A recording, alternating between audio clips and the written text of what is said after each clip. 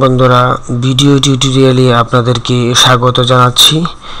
এই ভিডিও টিউটোরিয়ালের মাধ্যমে আমরা যে বিষয়টি শিখব সেটি হচ্ছে অনলাইনের মাধ্যমে কিভাবে টিআইএন সার্টিফিকেট নেওয়া যায় সেই বিষয়টি আমরা বিস্তারিতভাবে শিখব। তো আমরা প্রথমে একটি সার্চ ইঞ্জিন ওপেন করব, সেটা হতে পারে গুগল অথবা ইয়াহু। তো এখানে আমরা গুগল ওপেন করেছি। এই গুগল সার্চ ইঞ্জিনে ঢুকে আমাদেরকে যেই কাজটি করতে হবে সেটি হচ্ছে আমাদেরকে লিখতে হবে national board of revenue. National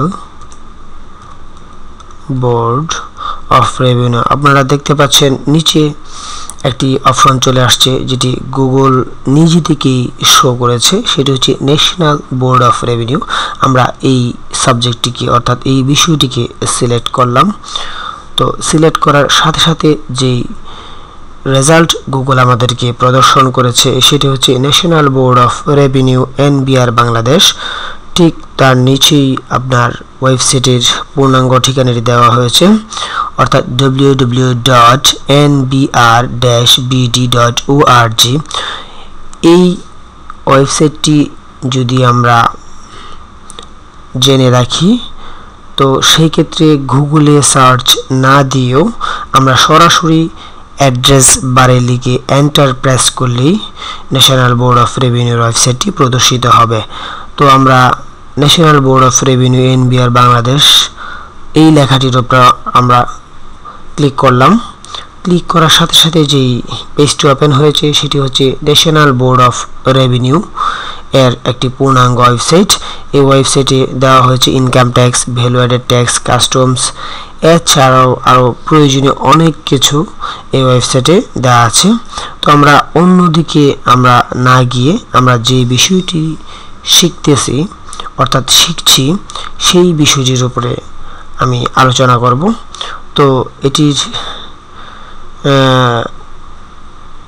একটি যেহেতু শিক্ষামূলক ভিডিও টিউটোরিয়াল, তো সেই ক্ষেত্রে পূর্ণাঙ্গ আলোচনা না করে অল্প অল্প করে আলোচনা করাটাই আমার মনে হয় যুক্তিসঙ্গত।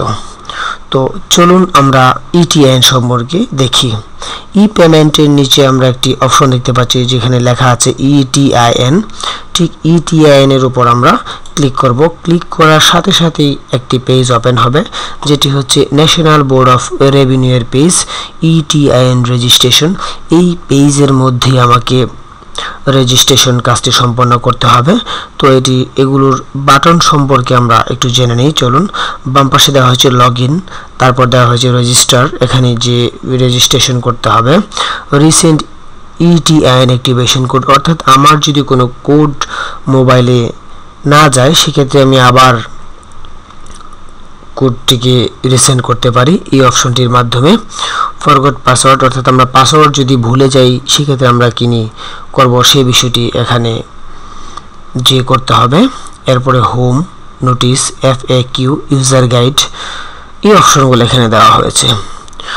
তো আমরা যেহেতু একজন নতুন করদাতা অথবা পুরাতন করদাতা যেই হই না কেন আমাকে সর্বপ্রথম এই ওয়েবসাইটে রেজিস্ট্রেশন করতে হবে, অর্থাৎ রেজিস্টার বাটনে ক্লিক করতে হবে। রেজিস্টার বাটনে ক্লিক করার সাথে সাথে আমরা একটা রেজিস্ট্রেশন ফর্ম পাবো। সেই ফর্মটি পূর্ণাঙ্গভাবে অর্থাৎ পুঙ্খানুপুঙ্খানুভাবে যদি আমরা পূরণ করে রেজিস্টার বাটনে ক্লিক করি তাহলে আমি এই ওয়েবসাইটে একজন রেজিস্টার্ড করদাতা হয়ে গেলাম। রেজিস্ট্রেশন করার পর আমরা যেটা ইউজার নেম এবং পাসওয়ার্ড ব্যবহার করেছিলাম ঠিক সেই ইউজার নেম এবং পাসওয়ার্ড ব্যবহার করে আমরা লগ ইন করে টিআইএন সার্টিফিকেট নিতে পারবো।